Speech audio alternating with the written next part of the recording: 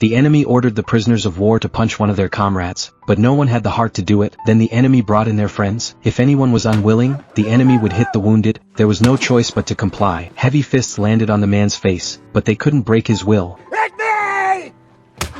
The man was knocked to the ground. The enemy then helped him up. He continued to endure the beatings from his comrades. This went on until the sun set, but the man never begged for mercy. The cruelty didn't end there. The next day, the enemy started targeting the man. They pushed him off the high platform while he was working. His foot was broken from the fall. The accomplices nearby saw it but were helpless. After that, he could only limp as he worked, but the enemy didn't plan to let him off. The enemy called the man over and asked him to lift a wooden stake. He was already exhausted, but he still managed to carry the wooden stake on his shoulder with great difficulty. Enemy also made him lift the wood. The man used all his strength to lift it up. The enemy ordered his subordinates to shoot if the wooden stake fell, but as time passed minute by minute, the man persisted for a long time. All the work came to a halt. Everyone cast admiring glances at him. The expression of the enemy also gradually changed. The prisoners of war began to pray for him. The man understood. At that moment he represented the entire nation. He stared at the enemy with determined eyes. When he saw the frightened look in the enemy's eyes, he smiled. He used his last bit of strength to lift the wooden stake above his head.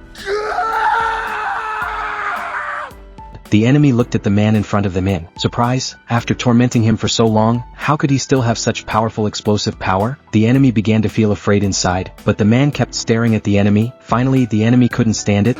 Don't look at me. The enemy furiously beat the man, until he ran out of strength and fell to his knees on the ground. On that day the enemy gathered all the prisoners of war together. They said they were going to let them take a bath, but machine guns had already been set up all around. Everyone understood what this meant, but no one backed down. Instead, they were all very brave and calm. At this moment, a rumbling sound came from the sky. A fighter jet circled overhead. The prisoners of war were very happy. The war's over!